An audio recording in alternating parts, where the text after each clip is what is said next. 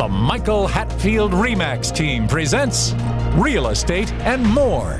Bay Area real estate is different than in all of America. And why? What's up with home buyers? What's on sellers' minds? How is the market? And much, much more.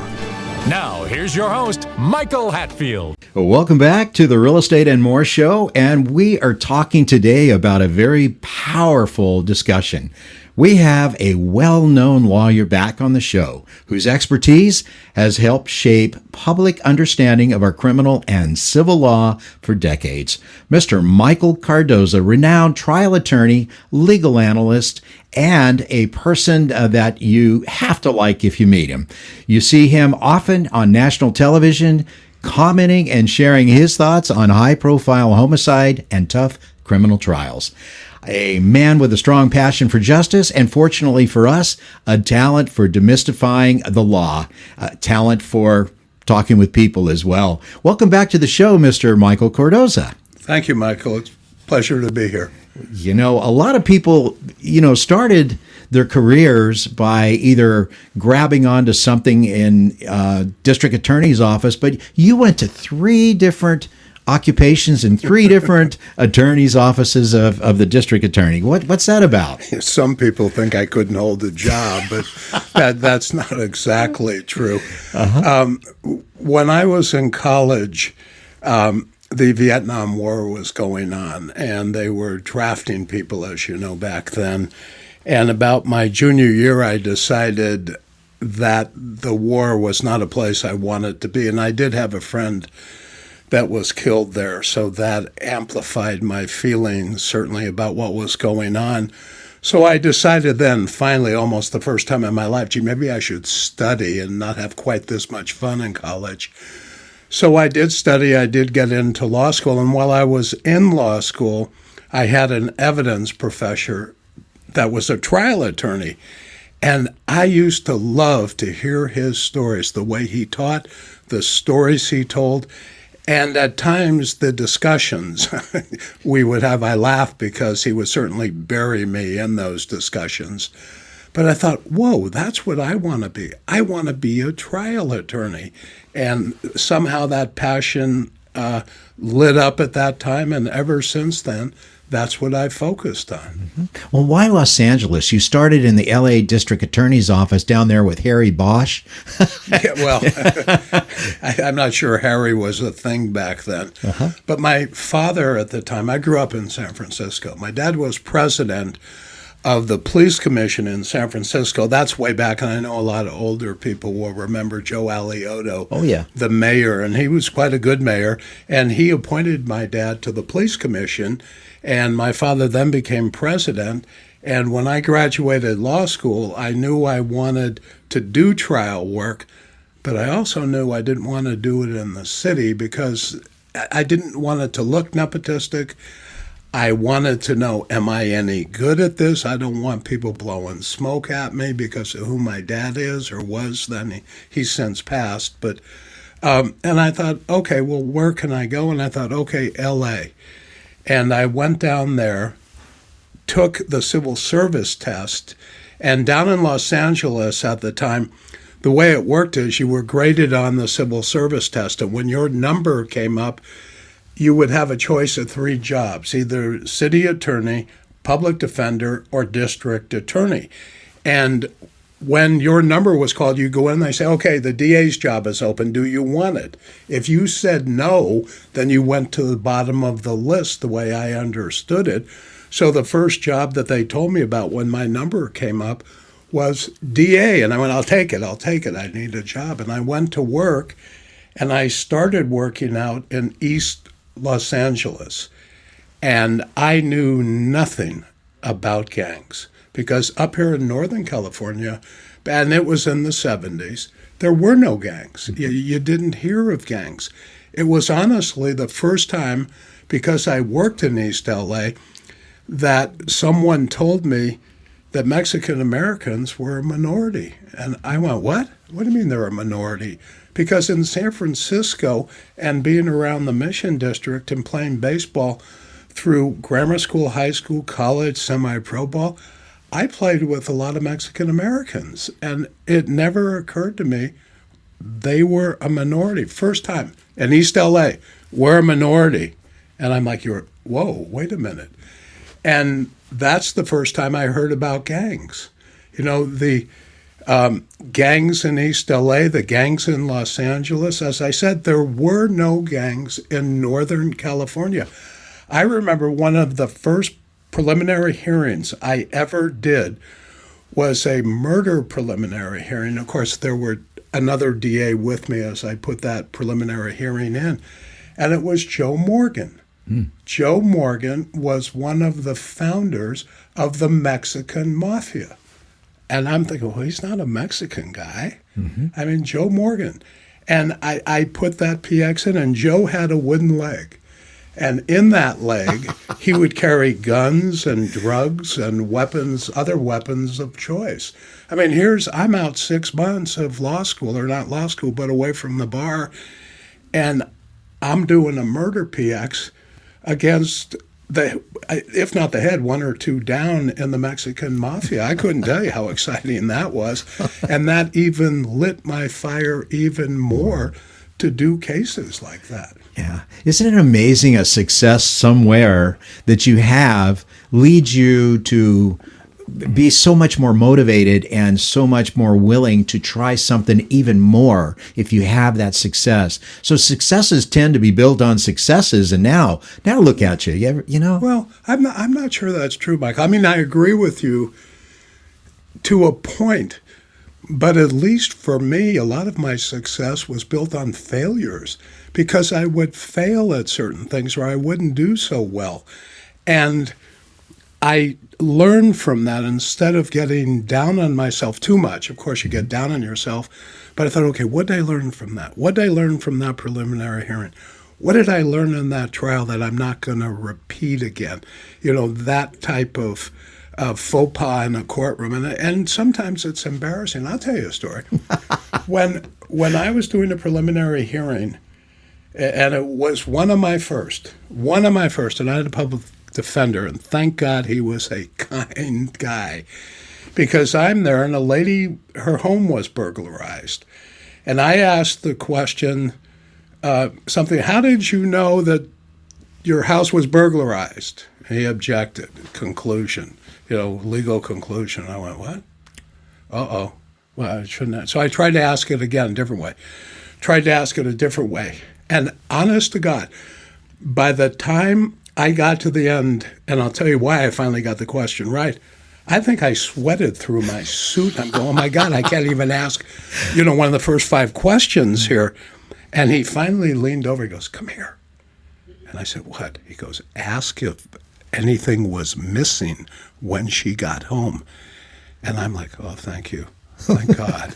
And I turned and got by that question, but that's how I learned. Wow. And I've had, luckily, a lot of mentors in my life, a lot of trial attorneys that mentored me through it. And for that, I'm ever thankful. And that's why I love to mentor aspiring trial attorneys. An interesting thing is, you got a good point there, is that you learn to land a 350,000-pound jet by doing it not so well, but safely. So yes, you learn from the downsides, but boy, once you get something good like you did, and now you're in this Fox News legal analyst thing that you do regularly and very successfully and very seriously for some of the biggest trials in the nation. And you couldn't have got there if you wouldn't have had overall some really great successes back in the day. We're going to take a short break. We'll be right back. RE/MAX. The Real Estate Minute with RE/MAX expert Michael Hatfield. Bay Area housing markets are always changing. What should we think of that, Michael? Mark Twain said, I seldom saw an opportunity until it ceased to be one. We live in the greatest housing market in the nation, but careful thought should be given each time one buys or sells a home. A good agent can help you grasp a great opportunity. Tell us about discount agents, Michael. Discount agents can list your home, but without telling my secrets, they're unlikely to do all we do for clients. It's an unnecessary risk to save a few thousand by hiring a junior agent and lose tens of thousands through a poorly done transaction. You don't know what you don't know. It's wise to hire someone who does. If you or someone you know is interested in buying or selling a home, call the Michael Hatfield RE/MAX team at 925-322-7775 or go to michaelhatfieldhomes.com. When your real estate needs are beyond the standard and you demand more than the status quo, look no further than the Michael Hatfield RE/MAX Accord team with offices in Danville and 9 more Bay Area locations. Here's Michael Hatfield to tell us more. Do you have a housing problem, such as you live in a 3-bedroom home with 3 children and need 1 more bedroom? You want better schools, or your kid's grown up, moved out, and your home is just too large? Our team is a 5-star agent who serves our clients' housing needs as our #1 priority. Call us for a free buyer consultation to start working on your housing problem now. Let us help you to solve your housing issue, whatever your need may be. Call 925-322-7775 to partner buyer or seller needs with the Michael Hatfield RE/MAX Accord team. That's 925-322-7775. 925-322-7775. Come discover a new level of excellence in real estate with the Michael Hatfield RE/MAX Accord team.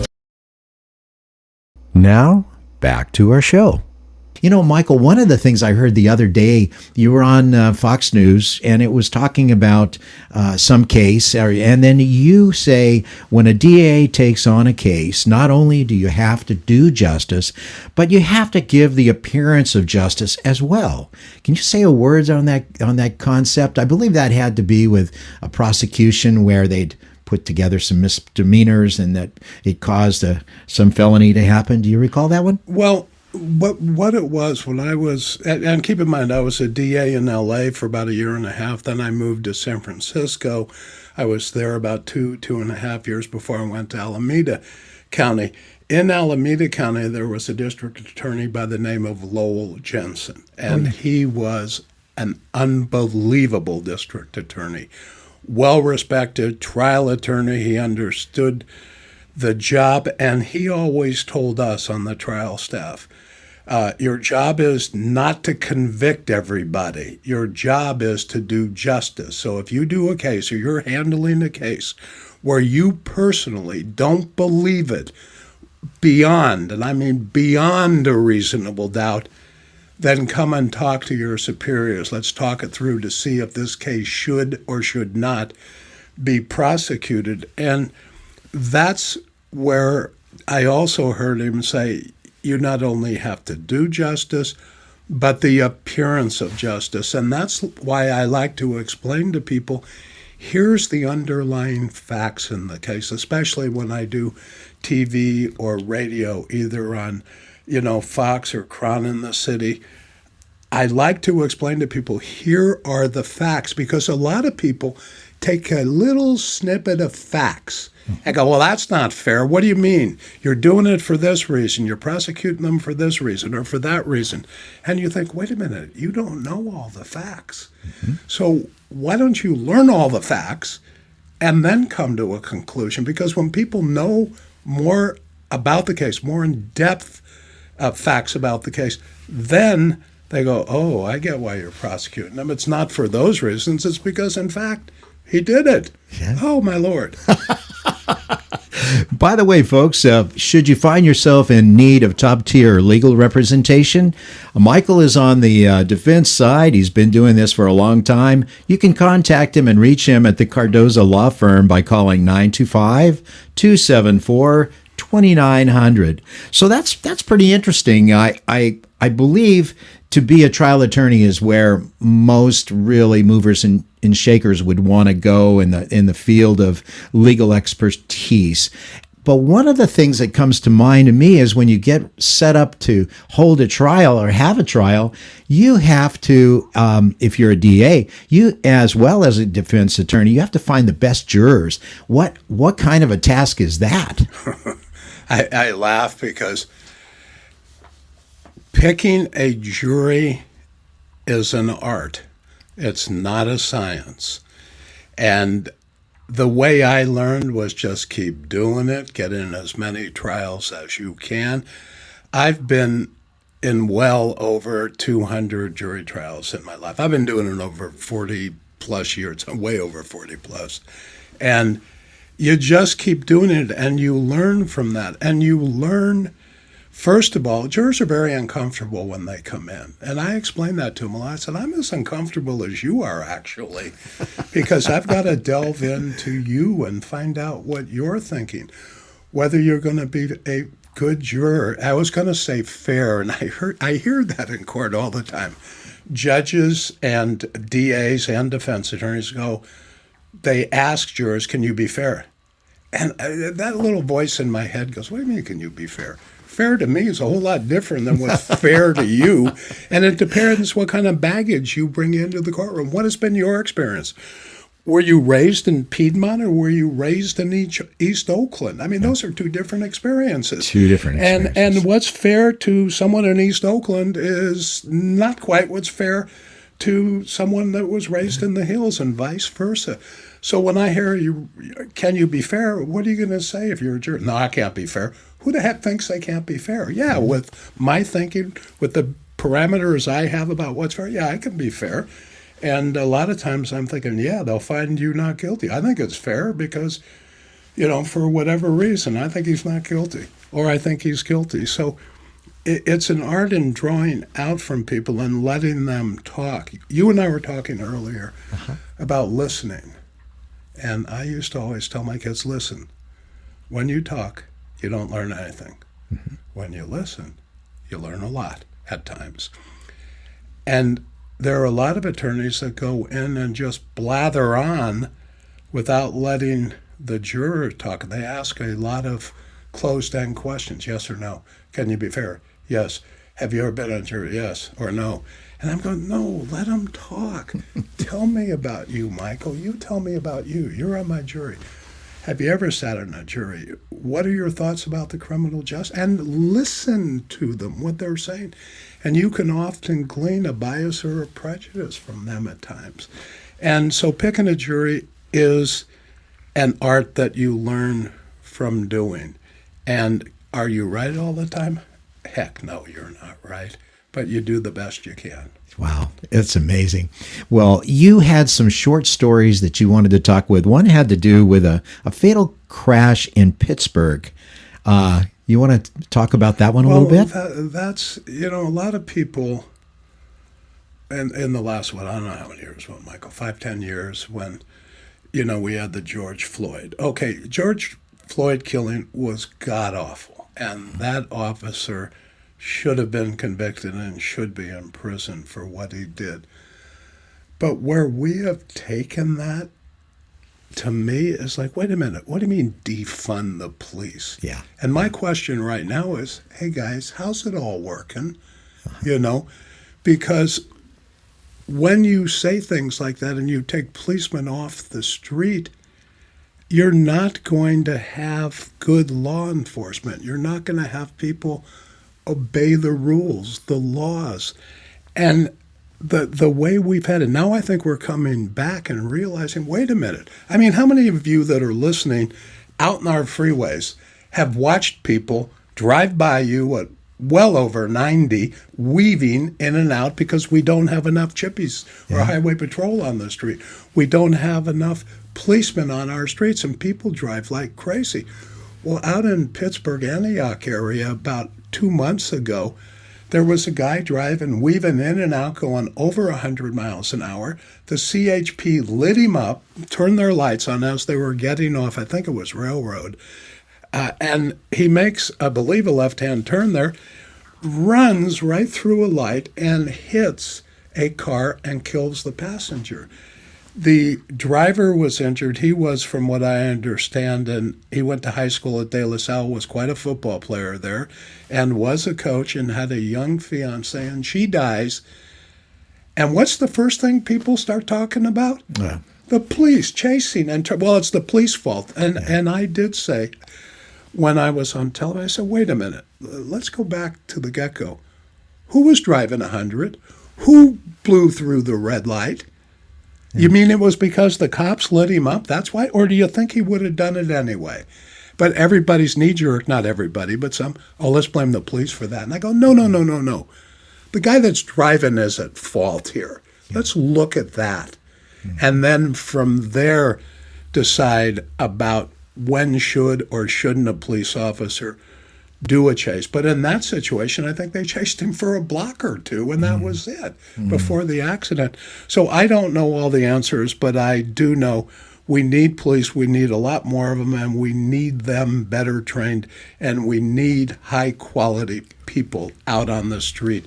You remember when we were growing up? You're not quite my age, but you're close I'm enough. pretty ancient.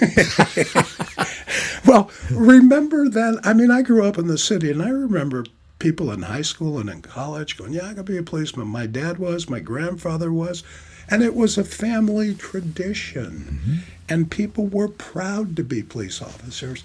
Now people walk away and go, I don't need this kind of stuff. And people that might go into it are saying, if I go into it and I'm on the street and I make a decision, I'm going to get sued and maybe lose my livelihood and my, Why? Why do I want to do this? So at times you lose really high quality people because they go, I'm not putting up with this. Why should I be scrutinized that way?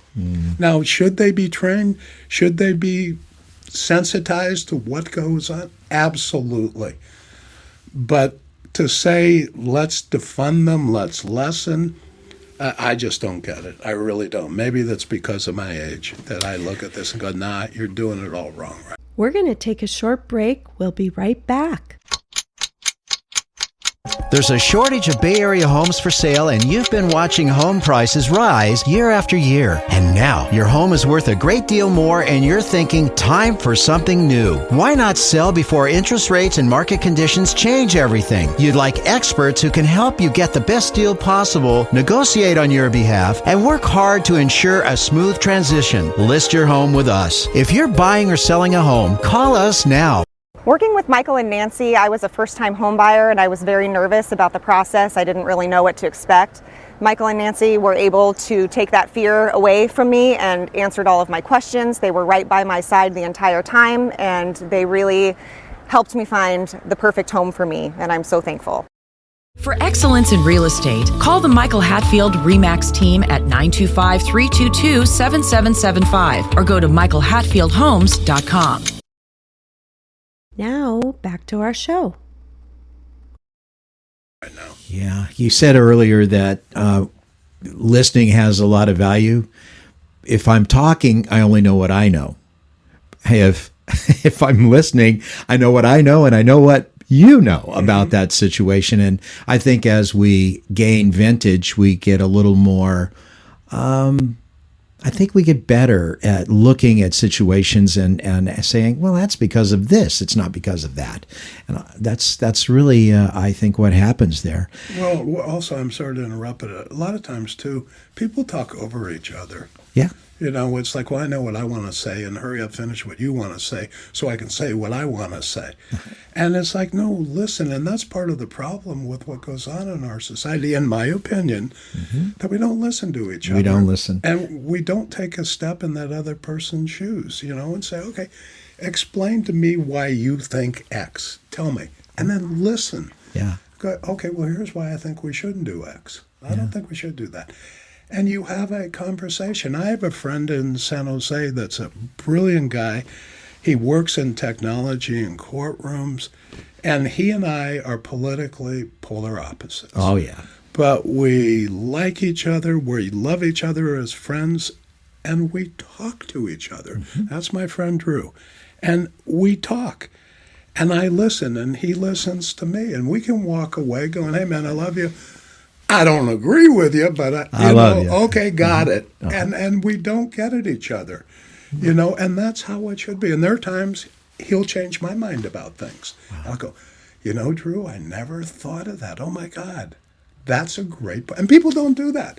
Here's what I want to say. And I don't care what you are saying. Exactly. Yeah. Things have changed in that regard. I have a friend of mine, I've known him for almost 40 years, and is an Italian. He grew up in Italy.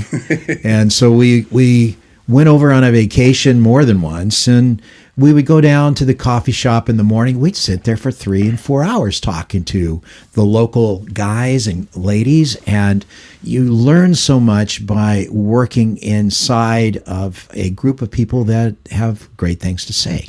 You know, they have experience, they have knowledge, they have education. It's just a really amazing thing. Well, where do you go nowadays and have a 4-hour dinner? You know, 3 hours is still a long one. Most people drop in, they have a dinner, they're out of there in an hour and 15 minutes if they're served quickly. Yeah, people don't talk anymore. I mean, look at when I was raising, I had 4 kids. When I was raising the kids and phones became a thing, it was like, no. Especially when you go out there, don't bring your phone into the restaurant, you know, or I'm going to take it. You know, don't do that. Sit and talk. I mean, I remember the first time I learned that. I'm at dinner with 2 of my kids, and they're both on their phones. I go, what are you doing? We're texting each other. I go, whoa, you're doing what? Well, I'm texting him.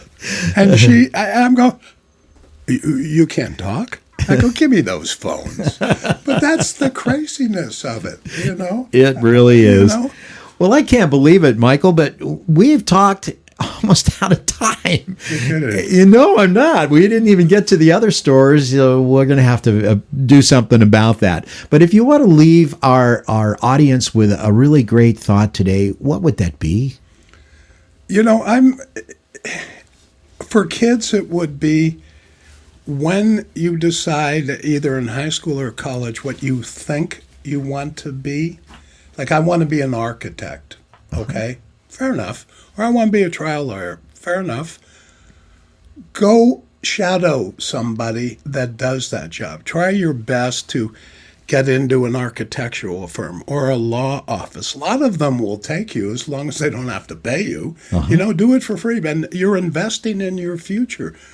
Go do that. You want to be a real estate agent? Go follow a real estate agent around and tell them, listen, I'll clean up. I'll do it all for free for you, but just let me follow you for a week or 2 during vacation. See if you like it. Okay. Because you go through college and you get, for example, an architectural degree or a law degree in law school. Then you go out and you start doing it and you go, God, I hate this. This is not what I thought it was. Find out what it's about. I mean, that's a lot of what I told my kids. And make the decision early? Well, you don't have to make the decision, but if you like it, then you can make, this is what I want to do. The sooner the better. Yeah. But know what you're getting yourself into. I think it's a very good point. I think that's a very good point. Well, from his courtroom stories to the reflections on our legal system, it's clear why he is a trusted voice in law and in television and radio media. His insight, his passion, and taking the time to give us a deeper understanding of issues in regards to our justice system, it's valuable and is much appreciated. A big thank you, Mr. Michael Cardoza, for being so generous and sharing your insights with us today. My pleasure, Michael. Thank you so much. Absolutely. If you find yourself in need of top-tier legal representation, you can reach Michael Cardoza, Esquire at the Cardoza Law Firm by calling 925-274-2900. We deeply appreciate your time, your expertise, and the wealth of knowledge you brought to our conversation today. Thank you, sir. You're welcome. Please remember to go to our new YouTube handle, My Real Talk Show. That's My Real Talk Show at youtube.com and touch that subscribe button. You can also find past aired shows at our handle, My Real Talk Show, on youtube.com.